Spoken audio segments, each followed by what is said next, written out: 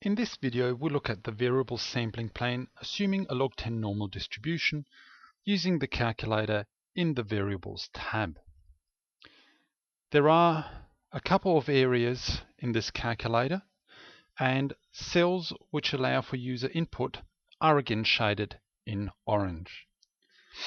At the top, we have an area for specifying the sampling plane, including the sample size, the standard deviation on the log 10 scale, and the microbiological limit little m, which is also on the log scale.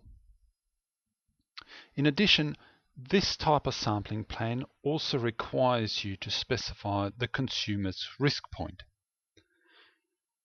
There is also an area down here for a point of interest, which allows you to calculate the sampling plan's probability of acceptance and rejection for any mean log 10 concentration that you might be interested in. So let's assume that we have a microbiological criterion for the aerobic plate count with n equals 5 and a little m of 100 on the arithmetic scale, which on the log scale equals log 100 or 2. And let's also assume that the standard deviation in our food lot that we're looking at is 0.6 on the log scale. Now, to specify the consumer's risk point, we have to provide a very similar consumer's risk point to what was provided in the two-class presence-absence plane. So it's a probability of exceeding the microbiological criterion as well as a probability of acceptance for that particular probability of unacceptable or proportion of unacceptable units. Now let's just assume that for this demonstration we have a probability of unacceptable units of 5% and that we want to have a maximum probability of acceptance in this situation of 10%. The OC curve is now shown at the bottom, and it corresponds to this particular critical value, the value K, which is 2.218. In this case, we also have a cutoff that is provided because we have to make a decision once we take a sample as to whether we should accept or reject the lot, and this decision is based on this particular value. So when you take a sample, you convert the individual count results or concentrations to the log 10 scale and then calculate a sample mean. Then if that sample mean falls below 0.67, then we would accept the lot.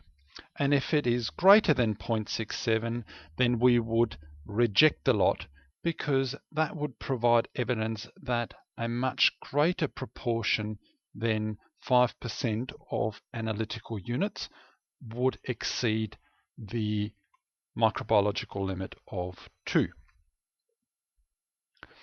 Now we can also use this plan to calculate the probability of acceptance for any mean log 10 concentration that we might be interested in. Let's say we're interested in a value of 0.5.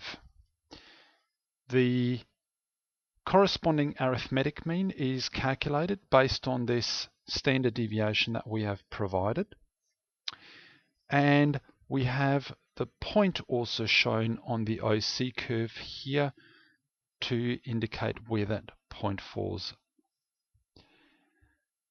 We can see from the other outputs that the probability of exceeding the microbiological limit of 2 is very small. It's only 0.62%, and hence the probability of acceptance for this particular sampling plan at that mean log 10 concentration is 0.736. We also have three graphs on the right hand side, which again are very similar to what we saw in the two-class concentration-based plans. And the first plot shows the log 10 or the normal distribution after the log 10 conversion with the mean specified as part of the point of interest and the microbiological limit drawn in red.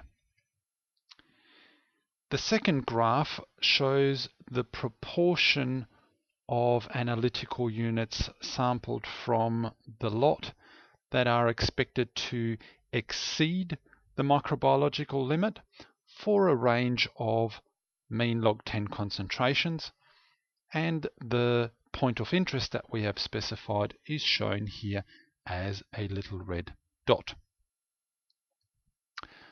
The last graph on the right hand side is the OC curve, which is equivalent to the OC curve on the left, but here we have the mean log 10 concentration on the x-axis rather than the arithmetic mean on the x-axis.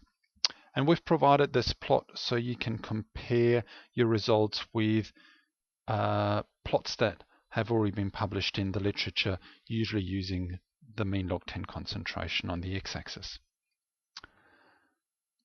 So you can now use this calculator and this point of interest, for example, to calculate the effect of a sampling plan in relation to the mean concentration for any particular process or situation, provided that you have some knowledge about the variability of that food product that is being sampled and tested.